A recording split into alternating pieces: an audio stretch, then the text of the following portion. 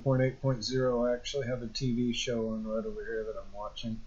I just made some minor adjustment changes to the aircraft that we flew earlier. I lowered the wings, I pulled some stuff down, I streamlined it a little more. Let's go ahead and turn on the lights. That's the U button. You hit it twice and again. There, now I have the takeoff lights.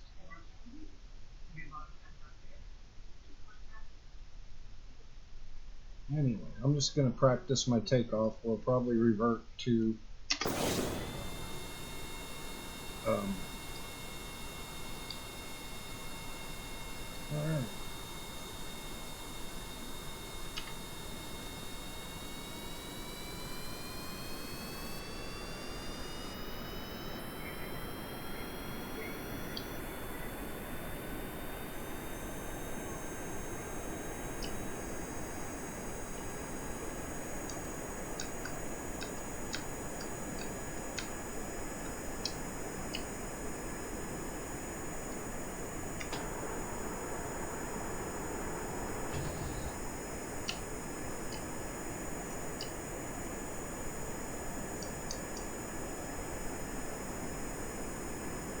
Alright,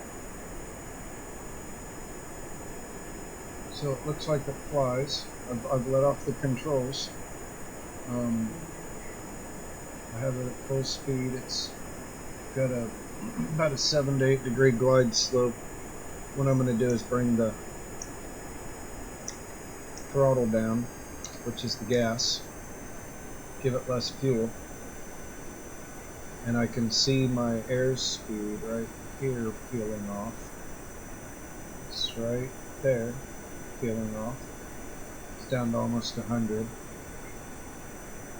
and I'll make a little forward adjustment to my glide slope, and it looks like it locked up at about -1, which is good, because as my speed increases, and you can see my speed increasing, this will somehow, as a natural effect, come back up. So the tricky part, if you you can set up your airplane to fly without autopilot, and it won't need you. It's about dialing it in. Autopilot's correcting, constant correction of, and the closer you put these inputs, when you turn the autopilot on, the less, and it has to fight your controls. So it's like a symbiotic relationship between, effectively hands-free flying, finding, dialing the machine, and finding the right speed, and of course everything changes. Every time you change your glide slope, you're going to gain or lose speed. If you can somehow find natural flight, so now I'm losing speed, and I'm going to make a quick glide slope adjustment, and what that does, oh look, it pulled to -5. Now I'm increasing my speed, so I'm going to pull it back up, and then double tap it, try to hold my glide slope, get it to adjust right in there.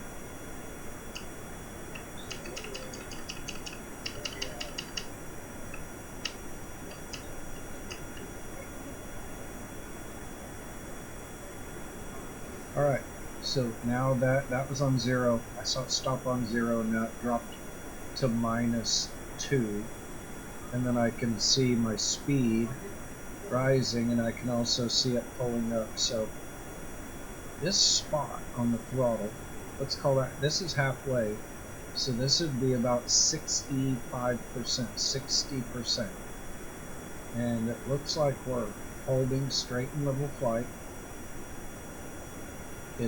We're climbing in speed, but we're not climbing too fast. It looks like we're -1 here. We're going up in speed. So what's going to happen is we'll go to let's say approximately 130 meters per second, and then this will start to fall, and this will increase, and then this will start to fall, and this will increase, And our plane's going to be doing this: up, down, up, down, up, down, up, down. And the more precise we get, you don't want this up, down, up, down. So you just want this little, and that would be like a stabilized wave pattern in electricity, rather than this big giant, you know. Anyway, so right now I'm flying at 137 meters per second. It's not going down or up. Look, no hands on the controls. Up, it just dropped. It's slow movement. It's just dropping a little. But I'm between 0 and 3 on my glide slope too. So I'd like to make another micro adjustment. Let's just do that. That was just the smallest adjustment. And you can see immediately my meters per second started to drop. And this is still up. So as this naturally comes down, this should stabilize and lock up. And now I'm happy with this because we're approximately 1,130 feet above sea level. Okay? And we're not really climbing that fast. So we like the fact that we're going up and we only have sea in front of us. And our speed's really not dropping so fast that it's alarming. If we want to go drastic, I can kind of point it to the ground. And then you can see we won't wait for the adjustment. So now I've got a glide slope of -10. Actually, it's kind of -7 or 8. And what I'm hoping to see is us increasing speed, and we are. And as I come down to about 1,000 meters above sea level, I'll check my speed. Okay, here I come, 9, 8, 7, and I can already see that my glide slope's pulled back to -5, and I'm still increasing in speed. So what I've basically done, and now let's go ahead and put it back a little.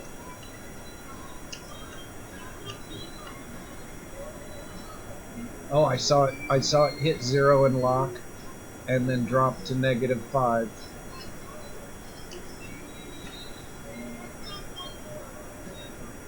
Alright, so I put it up to 5, and now I'm watching it drop back to 0.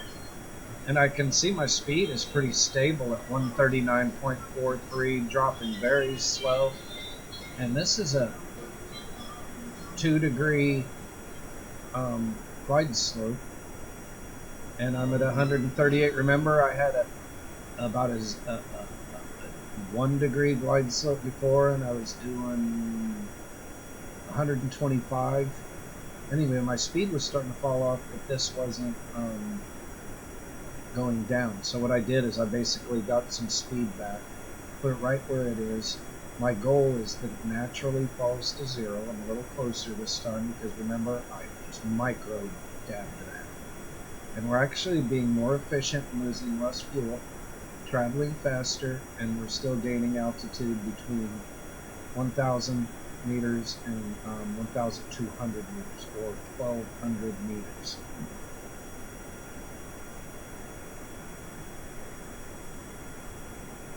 Anyway, so this is basic airplane behavior as you're trading speed for altitude. Now, I would like to add that airplanes fly different.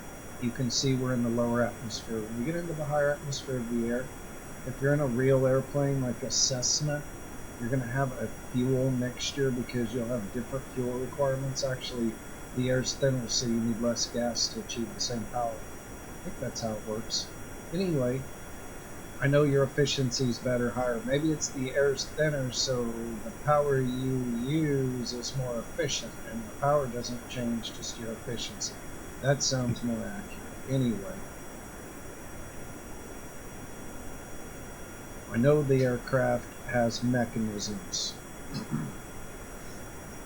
and little dials, but jets don't. The jets are basically on or off, and the power adjustment will be the same. Like as the jet gets higher, the air's thinner, so you need to shove more in to achieve the same effect. Let's just look at it.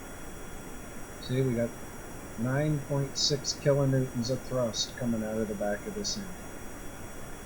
We're also carrying quite a payload, which is this rocket engine and all the fuel associated with it.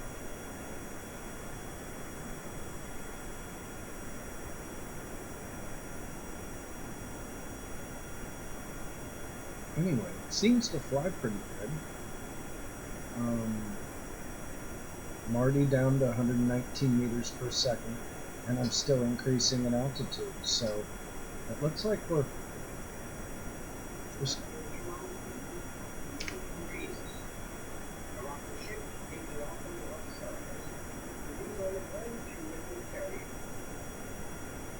so here we go, 400 feet to get our speed back. And if we just want to let it correct itself, we can. It should pull itself back to 0 at some point in time before we hit the ground. Or sea, ocean. Now, this makes pilots uncomfortable. You know, plummeting towards the ground.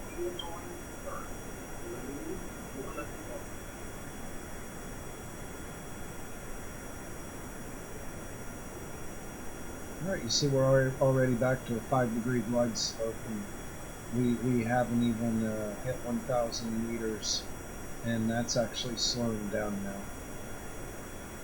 But as our aircraft naturally pulled from a minus 10 degree glide slope to a minus 5 degree glide slope, you can see that our speed is also slowing, and that our rate 20 is slowing too, and our rate to 1,000 is slowing. If you count 6, 5, 4, 3, 2, 1, 0, 9, 8, 7, 6, 5, 4, 3, 2, 1.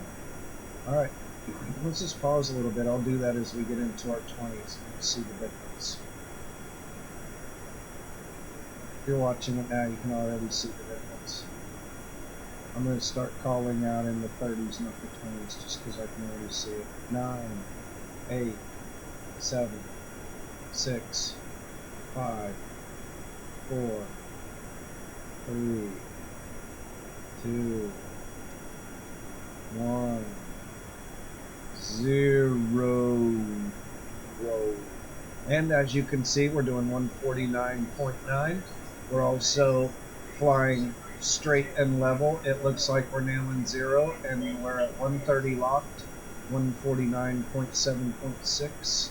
So what this is telling me is to fly like this, I need a little more gas. And I don't know if you just saw me increase the throttle 1 notch.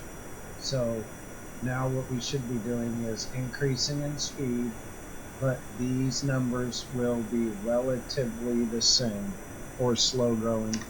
It looks like I did too much. Let's put it right in the adjustments between these two.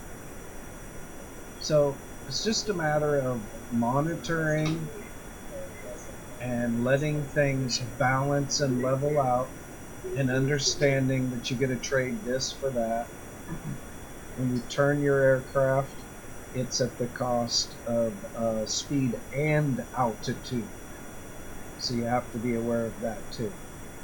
And sometimes we can compensate with gas. Add throttle as we turn, and then as we straighten back out, we back off on the throttle and achieve nice straight and level flight. Just like we're doing here. So I actually think that when we had it, the gas right there, that was almost perfection. And then when I corrected, I overcorrected. Now we have to start the whole process over again. But as you can see, between -5 and +5, The airplane's relatively predictable, and it's a matter of us just tweaking here and there, fine-tuning, and just trying to achieve, straight and level flight at a decent speed. I guess following the mission and flight plan. Anytime we vary from that, we're going to have to be more hands-on and more heads in. At this state, the only problem here is we almost become too relaxed while we do these micro corrections, and we're really not staying ahead of the aircraft too much. But the good side to that is the aircraft is not very reactive unless we have like let's say we have a mechanical failure or our engine blows up or something catastrophic. But other than that, this is probably a really good place to be, cruising altitude, autopilot off, but yet the aircraft's flying itself. Now basically under 2,000 feet we can have variation at pilot's command, and sometimes the air traffic control will allow you some discretion. But if you have an aircraft with autopilot and you want to fly in certain airspace, B space especially, then you need to be able to hold your altitudes pretty solid, or air traffic control is not going to be pleased with that. If you're just a crop duster in the country, then you should be fine with whatever you do, almost, except kill yourself. That's a problem you have with your family. Anyway, no one should ever fly alone, meaning that you just go out and don't tell anyone and take off your aircraft. That's why we have flight plans. If you have you're taking off from a farm field and landing back at a farm field, it's always nice to check in and check out with someone, just so they can send help if needed, or someone to pick up the pieces. But it could be a matter of life or death. If you want to lay out there in the cornfield overnight. It's just a morbid thought. Pilots aren't really allowed to have them, especially test pilots. We train to crash properly. We don't think about how we'll feel when that day comes. So, anyway, as always, thank you very much, and thanks for watching.